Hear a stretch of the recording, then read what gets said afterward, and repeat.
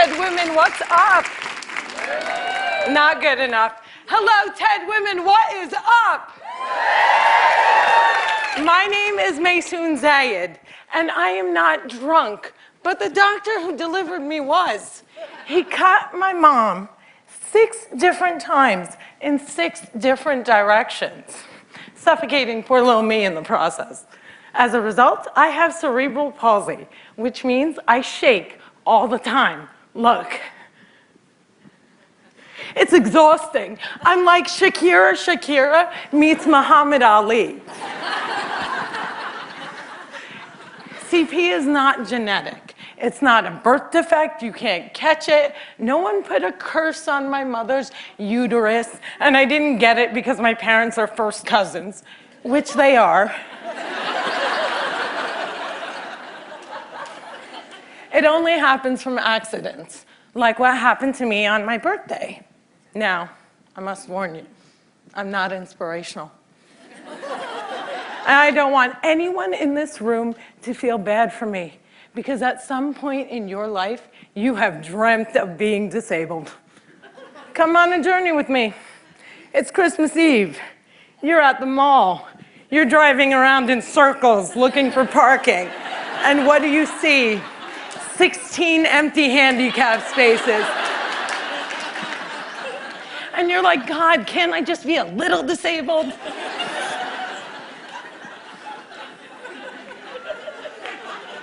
Also, I gotta tell you, I got 99 problems and palsy is just one.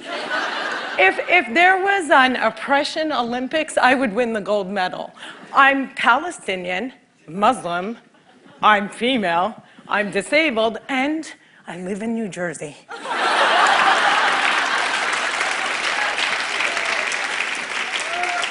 If you don't feel better about yourself, maybe you should. Cliffside Park, New Jersey is my hometown. I have always loved the fact that my hood and my affliction share the same initials. I also love the fact that if I wanted to walk from my house to New York City, I could. A lot of people with CP don't walk, but my parents didn't believe in can't. My father's mantra was, you can do it. Yes, you can.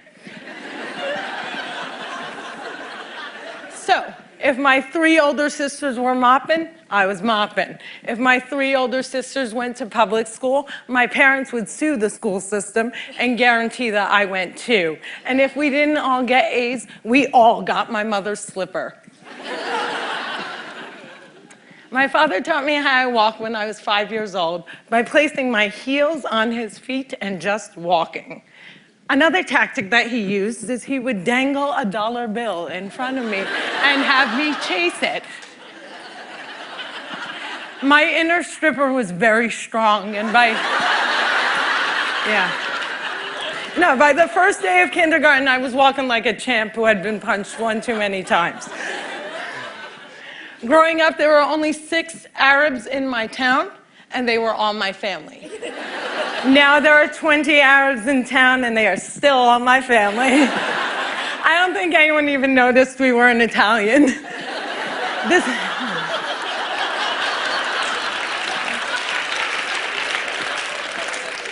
This was before 9/11 and before politicians thought it was appropriate to use "I hate Muslims" as a campaign slogan.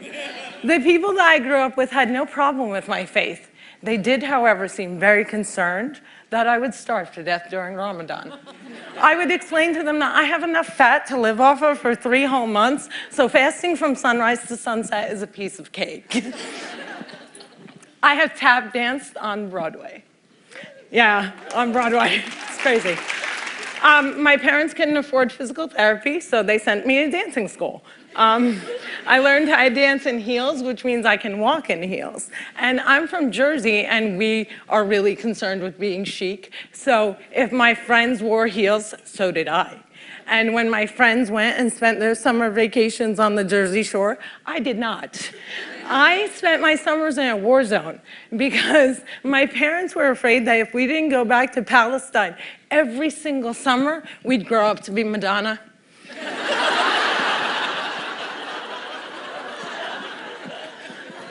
Summer vacations often consisted of my father trying to heal me. So I drank deer's milk, I had hot cups on my back, I was dunked in the Dead Sea, and I remember the water burning my eyes and thinking, it's working, it's working! But one miracle cure we did find was yoga. I have to tell you, it's very boring. But before I did yoga, I was a stand-up comedian who can't stand up. And now I can stand on my head. My parents reinforced this notion that I could do anything, that no dream was impossible. And my dream was to be on the daytime soap opera General Hospital. I went to college during affirmative action and got a sweet scholarship to ASU, Arizona State University, because I fit every single quota. I was like the pet lemur of the theater department. Everybody loved me. I did all the less than intelligent kids' homework. I got A's in all of my classes, A's in all of their classes. Every time I did a scene from The Glass Menagerie, my professors would weep. But I never got cast. Finally, my senior year, ASU decided to do a show called They Dance Real Slow in Jackson. It's a play about a girl with CP. I was a girl with CP. So I start shouting from the rooftops, I'm finally gonna get a part. I have cerebral palsy. Free at last, free at last. Thank God almighty I'm free at last. I didn't get the part. Sherry Brown got the part. I went racing to the head of the theater department, crying hysterically like someone shot my cat, to ask her why. And she said it was because they didn't think I could do the stunts. I said, excuse me, if I can't do the stunts, neither can the character.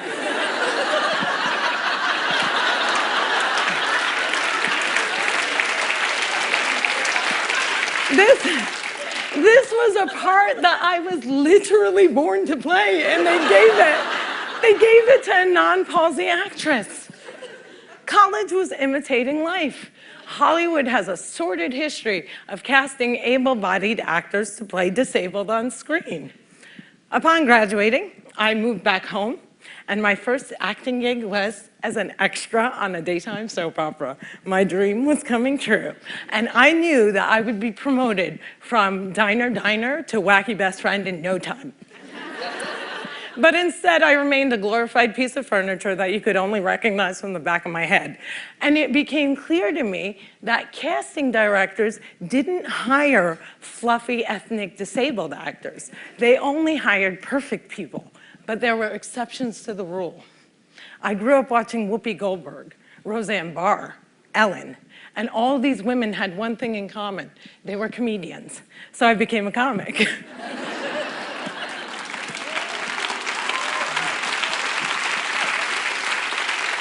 My first gig was driving famous comics from New York City to shows in New Jersey. And I'll never forget the face of the first comic I ever drove when he realized that he was speeding down the New Jersey Turnpike with a chick with CP driving it.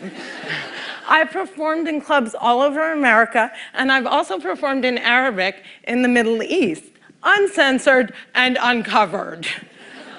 Some people say I'm the first stand-up comic in the Arab world. I never like to claim first, but I do know that they never heard that nasty little rumor that women aren't funny and they find us hysterical.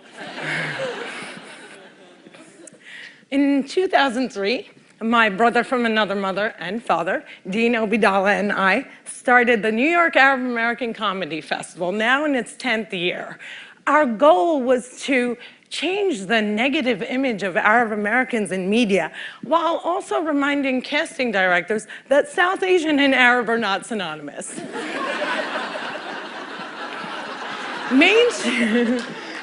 Mainstreaming Arabs was much, much easier than conquering the challenge against the stigma against disability. My big break came in 2010. I was invited to be a guest on the cable news show Countdown with Keith Olbermann.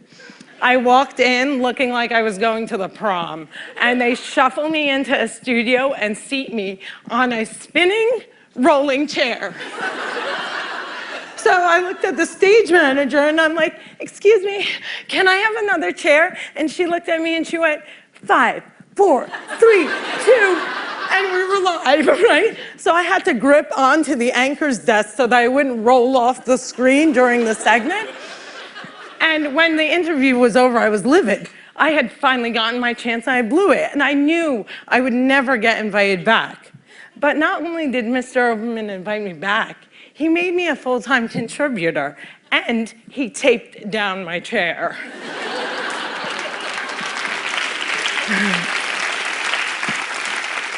One fun fact I learned while on the air with Keith Olbermann was that humans on the internet are scumbags. People say children are cruel, but I was never made fun of as a child or an adult. Suddenly, my disability on the World Wide Web is fair game. I would look at clips online and see comments like, yo, why is she tweaking? Yo, is she retarded? And my favorite, poor Gumby-mouthed terrorist, what does she suffer from? We should really pray for her. One commenter even suggested that I add my disability to my credits. Screenwriter, comedian, palsy.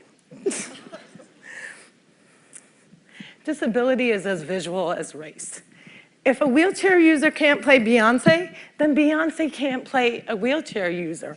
The disabled are the largest... Yeah, clap for them, man. Come on.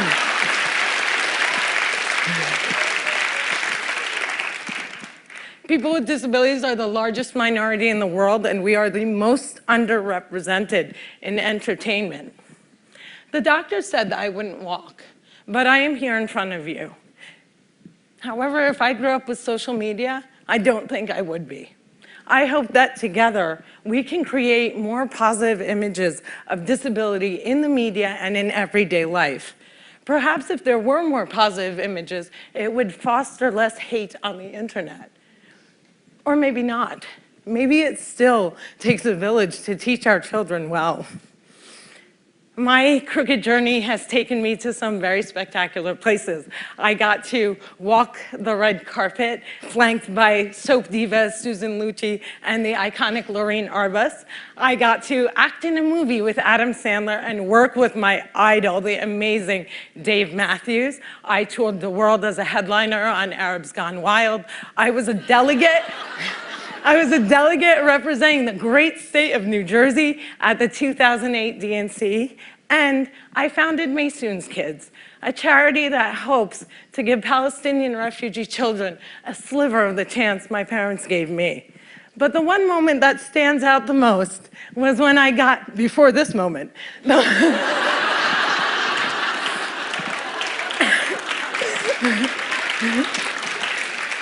but the one moment that stands out the most was when I got to perform for the man who flies like a butterfly and stings like a bee, has Parkinson's and shakes just like me, Muhammad Ali.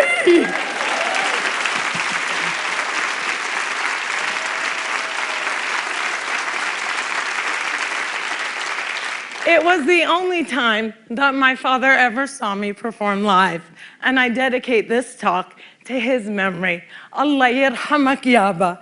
My name is Maysoon Zayid, and if I can, you can.